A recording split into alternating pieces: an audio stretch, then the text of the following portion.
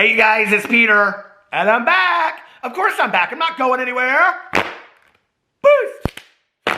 Peekaboo. I see you because I'm YouTube famous now. Available in 2020. The album. Shimmy, shimmy. Dad. AF. The Stevie Nicks cover edition. Love us forever, face to face. My city or mountain, stay with me, stay.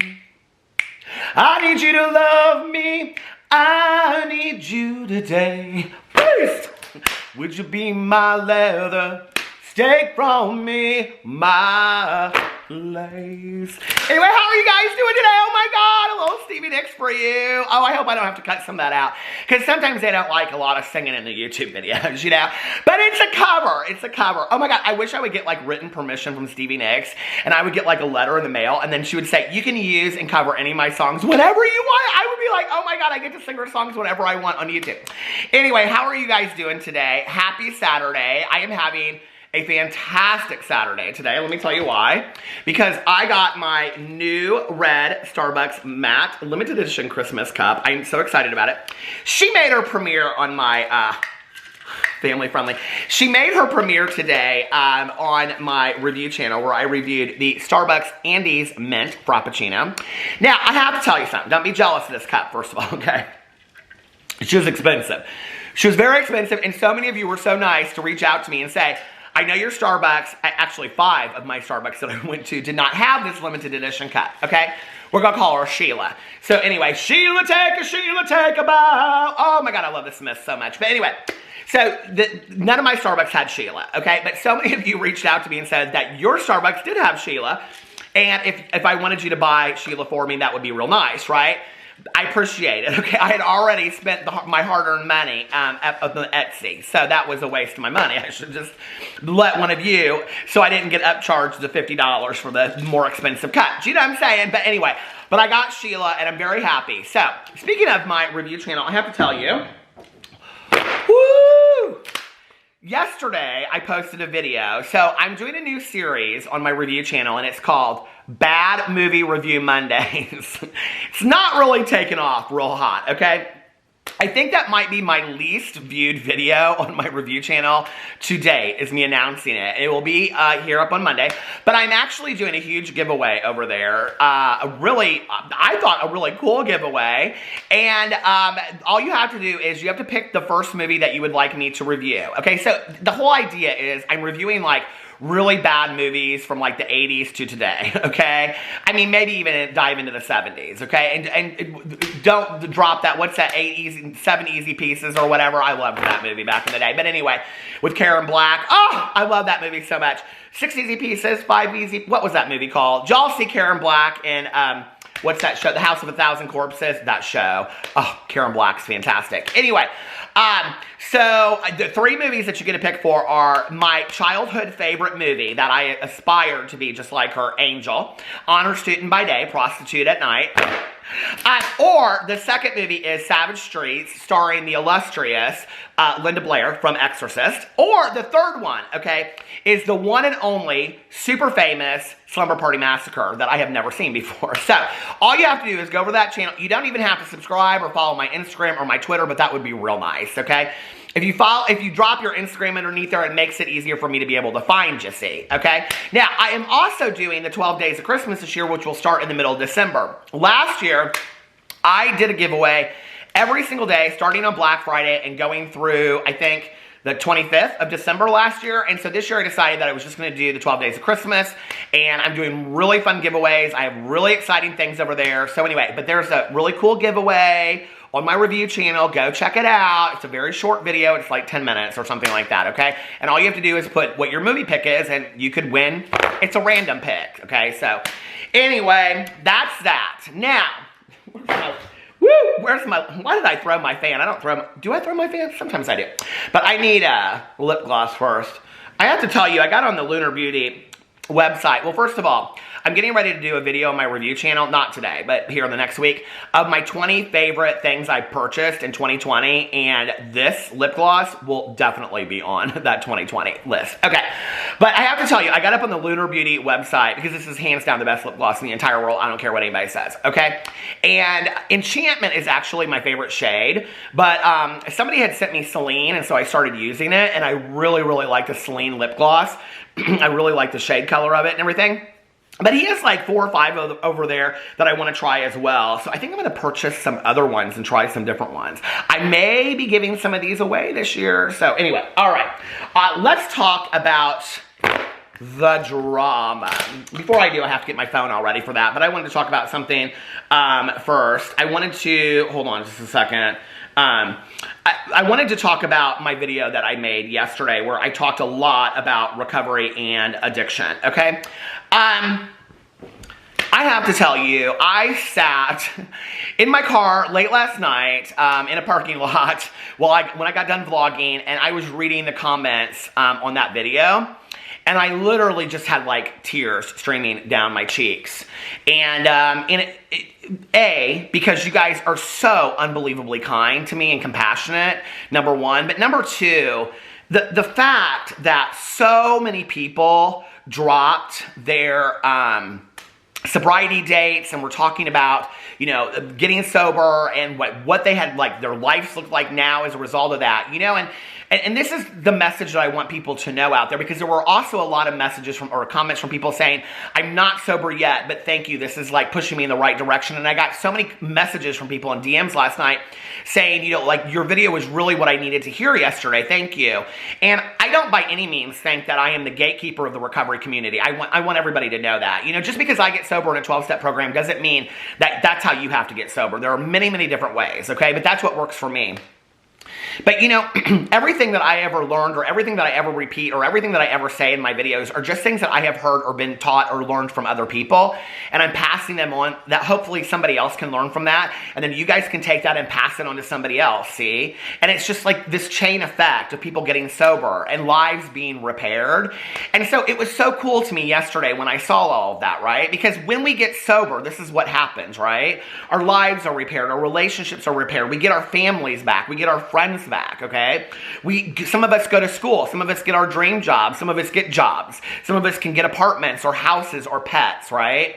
But we have newfound lives as a result of that, okay? And that's why I take very, very seriously people joking and weaponizing those words against us, okay? And I don't know if I said this clearly yesterday, but I want to make sure that I said this, okay? That at 25 years and 11 months, those words that would have affected me early on don't affect me the same way that they do today, but I still get very, very passionate about it, okay? Because it's no joke to me. And like I said, when somebody's using those words, what they're saying is that they don't care if I live or die, because for me, okay, it is literally a daily reprieve.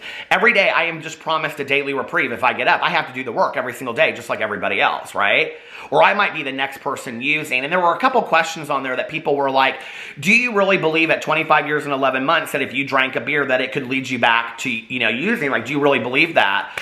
Yes, I really do believe that happens to a lot of people. And if you watch my vlog, I have lost 2 very, very dear friends of mine that had double-digit years of sobriety that literally started using and were back exactly where they were within 6 months. So do I believe that? Absolutely, 100% that I do.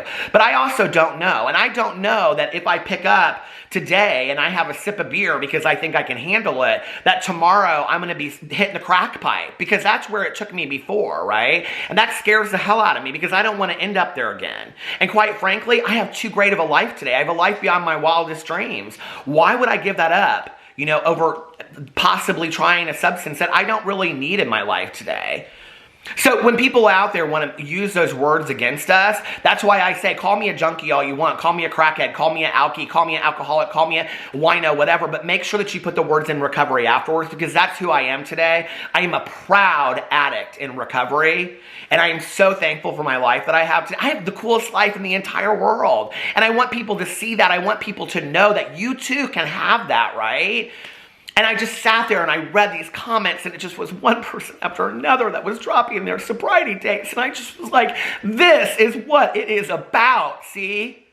It's not about all the drama, and it's not about all that kind of stuff. This is what it's about. This is what it's about. And, you know, going into the holiday season, I'm a month out from my sobriety birth date. If I should make it there, I'll have 26 years, you know, but for the grace of God. And I just am so, like, proud this year, and I've been really practicing gratitude, and I'm so grateful for all of you. And to just see that many sober people in the comment sections just was like, wow, what a family we have, you know? So I want to thank you guys all for that over there, and thank you for leaving the kind comments. All right, now at 10 minutes and 27 seconds, let's get into the meat and potatoes of the video. All right, let's see. Now I have to tell you, okay, I know everybody's tired of hearing about this, but this is kind of this is just not very serious drama today. But I want to talk about the fact that Tati Westbrook has sold her house, and so has Jeffree Star. So now I got sent this article, literally probably by like 100 people. I mean, no lie, okay? It was this article that had come out in Variety magazine, and it came out November 27th, and literally so many people sent this to me today. And the article is titled, Jeffree Star Takes a Loss on Barbie Pink Calabasas Starter Mansion. Controversial internet sensation Jeffree Star famously can't relate to many things, including the money woes of mere financial mortals, but even super rich cosmetics moguls sometimes feel the slight sting of a bank account bruising. Nearly a full year after he moved into his current home, a $14.6 million Hidden Hills mega estate, the one-time MySpace celebrity turned business titan has finally sold his starter house in nearby Calabasas, the one he shared with ex-boyfriend Nathan Schwant. Unfortunately, the $3.4 million he's received for the 64-acre property is $220,000 less than he paid in 2016. After factoring in hefty realtor fees, taxes, other closing costs, and 4 years of upkeep, plus the cost to install a walk-in bank vault for his multi-million-dollar collection of handbags and accessories, Star likely lost the monetary equivalent of a new McLaren Senna, one of the 10-plus exotic cars he owns.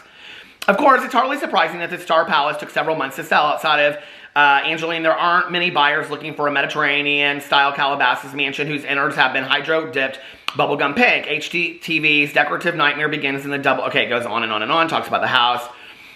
Even Elwood herself would blush at the amount of pink and stars. Only a few things in the roughly 6,800 square foot mansion aren't pink, and it goes on and talks about that. Talks about the nifty things. You know, I have to say, this is what's surprising to me, right? And, you know, in this housing market that we're in today, like, houses are going like that, you know? Even though, like, we're in a really bad, you know, the financial recession and things like that. But what's surprising to me about this is not necessarily that he took a loss on that house. Like, that doesn't necessarily surprise me. What surprises me is that he did a lot of, like, updates on this house, like the vault. I mean, like, doesn't everybody want a vault closet for all of their Birkin bags? I'm just saying, okay? Now, I think that, you know, like, was one of the things that people thought was really cool about Jeffree Star was, like, this vault closet, you know? And I think when I first saw it, too, I was kind of like, well, this is kind of cool. You know, he's got all of his blah, blah, blah, blah, whatever things in there. But you would think, like, something like that would be a huge selling factor for a house like that. So Jeffree Star has taken a loss on his house.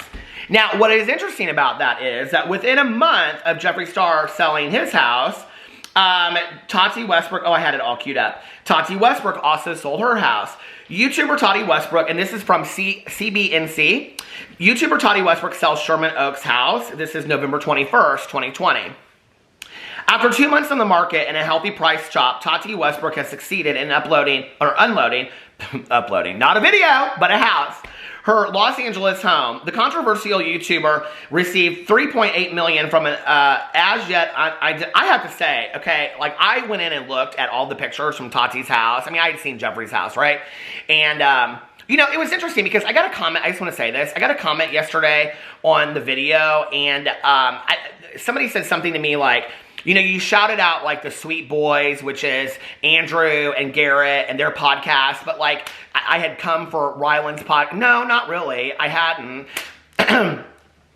Ryland is just not my cup of tea, okay? And like, this is what really surprised me. They were like, you need to really give credit to Ryland and blah, blah, blah, blah, and all this kind of stuff. I actually think maybe I saved the comment because I was going to read it in a video, but maybe I didn't. Maybe I am wrong and I did not. Hold on a second. Let me see.